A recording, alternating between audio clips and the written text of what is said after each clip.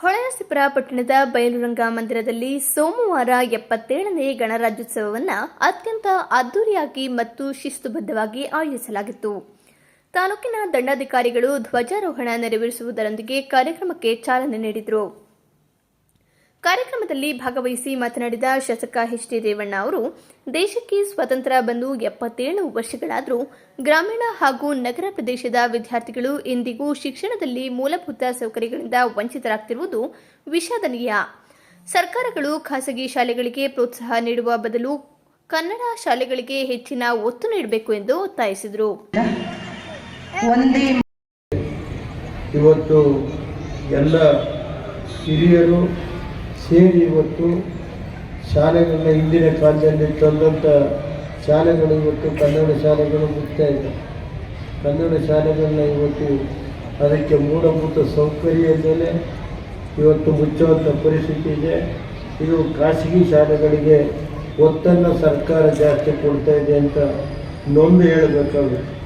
ಇವತ್ತು ಸರ್ಕಾರ ಪ್ರಾಥಮಿಕ ಶಾಲೆ ಇರ್ಬೋದು, ಮಾಧ್ಯಮಿಕ ಶಾಲೆ ಇರ್ಬೋದು, ಪ್ರೌಢಶಾಲೆಗಳಿರ್ಬೋದು, ಪ್ರಥಮ ದರ್ಜೆ PU ಕಾಲೇಜ್ ಇರ್ಬೋದು, ಅಥವಾ ಸರ್ಕಾರಿ ಪ್ರಥಮ ದರ್ಜೆ ಕಾಲೇಜುಗಳಿಗೆ ಮೂಲಭೂತ ಸೌಕರ್ಯಗಳನ್ನ ಕೊಡಬೇಕು ಅಂತ ನಾನು ಈ ಸಂದರ್ಭದಲ್ಲಿ ಸರ್ಕಾರನ ಒತ್ತಾಯ ಮಾಡ್ತಾಯಿದ್ದೀನಿ. ಏಕೆಂದರೆ ಇವತ್ತು ಏನು ಗ್ರಾಮೀಣ ಪ್ರದೇಶ ಇರ್ಬೋದು, ನಗರ ಪ್ರದೇಶದ ವಿದ್ಯಾರ್ಥಿಗಳು ಇವತ್ತು ವಿದ್ಯಾಭ್ಯಾಸಕ್ಕೆ ಸರ್ಕಾರ ಅತಿ ಹೆಚ್ಚು ಒತ್ತನ್ನು ಕೊಡಬೇಕಾಗುತ್ತೆ.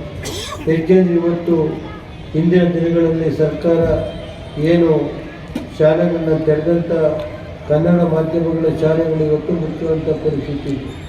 ಆದ್ದರಿಂದ ಕನ್ನಡ ಶಾಲೆನೂ ಇರಲಿ, ಅದರ ಜೊತೆಗೆ ನಮ್ಮ ಕೆಲವು KPSC ಶಾಲೆ ಮುಖ್ಯಣ ಮಕ್ಕಳಿಗೆ ಒಂದು LKGಯಿಂದ PUCವರೆಗೆ ಪ್ರತಿ ಪಂಚಾಯತಿನಲ್ಲಿ ತೆರೀಬೇಕು ಅಂತೇಳಿ ನಾನು ಸರ್ಕಾರನ ಒತ್ತಾಯ ಮಾಡ್ತೇನೆ. ಮತ್ತು ಅದೇ ರೀತಿ ಇವತ್ತು ಕೃಷಿ ಇರ್ಬೋದು, ತೋಟಗಾರಿಕೆ ಇಲಾಖೆಯಲ್ಲಿ 100ಕ್ಕೆ 60% ಸರ್ಕಾರದ ಅಧಿಕಾರಿಗಳೇ ಇಲ್ಲ.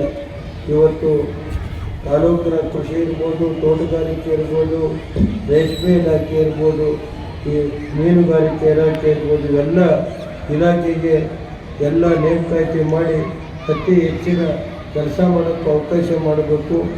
ಮತ್ತು ಗ್ರಾಮ ಪಂಚಾಯತಿಗಳಲ್ಲಿ ಇವತ್ತು ಪಂಚಾಯತಿ PDOಗಳೇ ಇಲ್ಲ. ಒಂದೊಂದು ಪಂಚಾಯತಿಗೆ ಒಬ್ಬೊಬ್ಬ PDOಗಳು 2-3 PDOಗಳು ಪಂಚಾಯತಿನಲ್ಲಿದ್ದಾರೆ.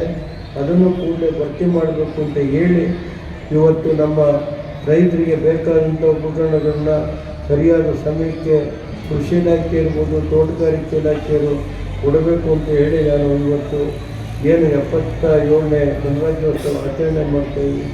ಇದಕ್ಕೆ ಶುಭವನ್ನು ಕೋರಿ ಎಲ್ಲ ತಾಲೂಕಿನ ಗೌರವಾನ್ವಿತ ಅಧಿಕಾರಿಗಳಿಗೆ, ತಾಲೂಕಿನ ದಂಡಾಧಿಕಾರಿಗಳಾದಂಥ ರಮೇಶ್ ಅವರಿಗೆ ಮತ್ತು ಇವತ್ತಿನ ಮುಖ್ಯ ಭಾಷಣಕಾರರಾದಂಥ ಡ್ಯಾನ್ಸಿಂಗ್ ಪೀರ್ ಅವರಿಗೆ